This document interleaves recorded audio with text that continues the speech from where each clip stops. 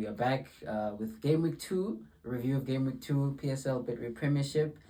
And hey man, I just love that every single game week in a little narrative. It's got stories, it's got intrigue, it's got a bit of drama. And yeah, man, I think without further ado, let's just jump into it. We're gonna start Free State, Marumo Gallants versus Orlando Pirates. 2-1, Marumo Gallants victors. 6 points for Marumo Gallants from their first 2 games. 0 for Orlando Pirates. You didn't have to add the emphasis there, but 0 points for Orlando Pirates. I don't know, bro. What were your thoughts on this specific game, bro?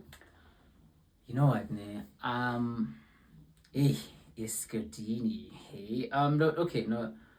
Can I just say the first half of this game, I'd say, was Pirates playing at they were starting to find themselves. I think the first game we mentioned how we felt like they were not really. We didn't feel like they had that attacking threat for a team that we know is very fast paced. Always hitting teams on the counter and very hot and heavy. And I'd say this was the one game where I could say you started to see the pieces starting to come together. Yeah. Obviously, a bit of a rotated side once again, and obviously this coach, you can tell he wants to utilize his squad. He wants to see who he's gonna trust throughout the season. And obviously, again, MTN8 the fixture coming up, so obviously maybe he had that at the back of his head. Most probably, I'm assuming. He did.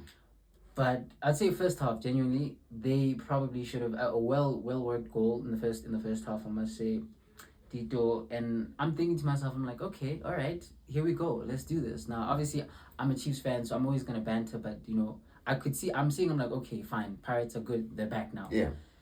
And I'm like, but they're not putting away their chances, and I'm just thinking to myself, okay, this might be a bit of a problem, because if you compare last season, they couldn't stop scoring. They were scoring all the time, hot and heavy. I think they beat Gallants, I think 9 or 8 or something. Yeah, exactly. Yeah. So I'm thinking to myself, I'm like, okay, this might just be a bit of a problem. And obviously, the equalizer from Gallants. I mean, wow. So far, goal of the season. I mean, to be fair, well worked goal. Like the way that they were able to kind of move the pieces. I think again, most of the Pirates players, they were just caught out. Yeah. I think a massive credit to Marumo Gallants. Yeah. In the sense that they, for the most part, they were pretty much backed up to the corner. I think the Pirates were hitting them very hot and heavy. I think, but they were able to kind of grow in the game. I noticed that they were starting to grow into the game. And, I mean, when that equalizer went in, you're saying, okay, we have a game now. We have ourselves a game. And as the game progressed, I'm like, okay, Pirates they must be careful now. Because I'd say second half, they were not as impressive. I think, obviously, maybe they got a bit leggy. Obviously, the coach, had made substitutions. And I'm thinking to myself, I'm like, guys, we're getting to 70th, 80th minute. And I'm just thinking to myself, I'm like, guys, where are the stewards? Where are the people? Pirates played into Marumo Gallants' hands in that second half. Because I think that game turned into a basketball match. It did, in the sense that it got a bit too... I'd say Pirates, they were not... They still, obviously, they had the share of the possession. Yeah. They controlled. They had a lot of shots. And, I'm just thinking to myself, I'm like, but they're not putting them away. And I'm just thinking to myself, the more that Pirates are allowing themselves not to be clinical, they're allowing Marumo to grow into this game. Yeah. And lo and behold, in the 93rd minute, a absolutely brilliant cross in. I don't know who the play is. Excuse me. I think if it's Mutlong. Thank you. But a beautiful cross into the box, and Super Chain just kind of looking at it. He was watching he's just like watching oh, look at that, and boom, they got the winner. Frantic scenes all over, and you're just thinking to yourself, first of all, I'm loving this. As a Kaizer Chiefs fan, but just as a football fan, I'm like, this is incredible. This is crazy. Like we're already game week 2, and we're already having such huge upsets. And now I'm just asking myself, alarm bells. Are there alarm bells at Orlando now already? In your opinion? Now we're also asking, can they bounce back? Because it's tough. It's not like they faced the Kaizer Chiefs in the derby as Sundowns.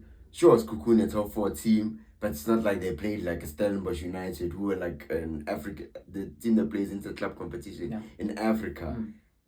Bro, this is Marumo Gallants, who have a new coach. True. Sukukune United, who also have a new coach. True. Yes, he was there when he beat them last season, but still, though.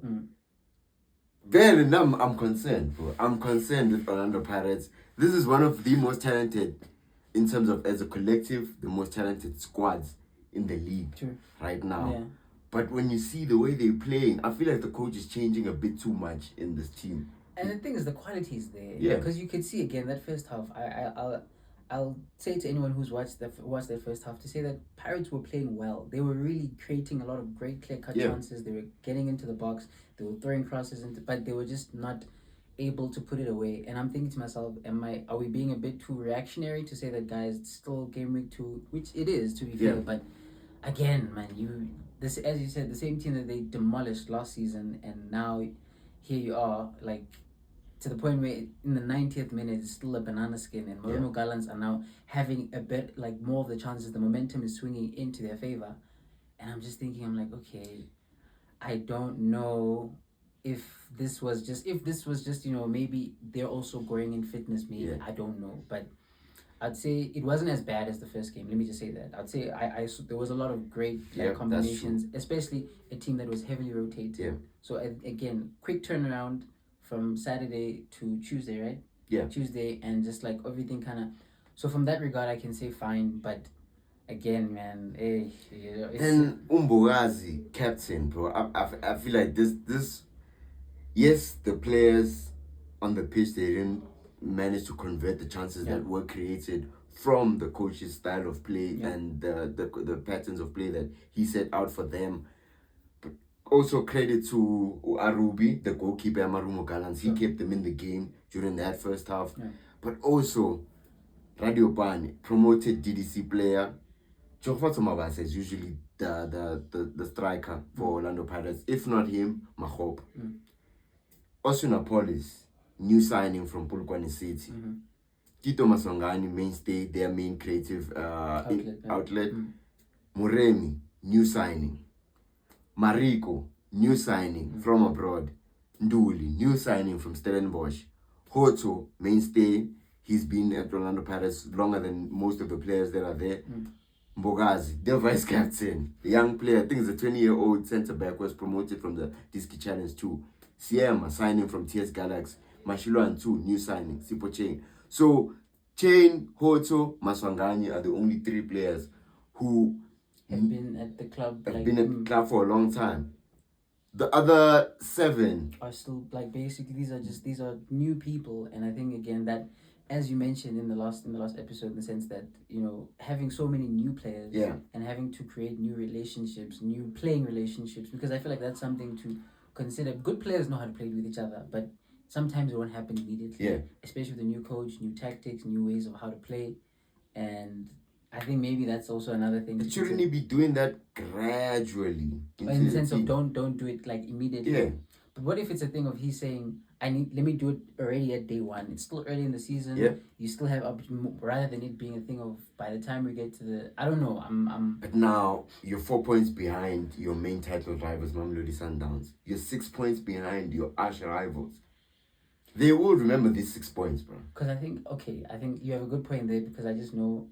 Don't let Sundowns go on around, unfortunately. That's what happened last year. Obviously, Pirates had a lot of games in hand, but they kept on playing catch up to the point where by the end of the season, towards game week like 17, you're having to say they must win these 4 hypothetical games, and you're thinking to yourself, these early games actually they make a big difference, because not a lot of teams are at full fitness I would say at this point yet. At this point yet, yeah. So I do agree with you on that point as well. I do, no. But I think Pirates can take some positives from this game. Massively.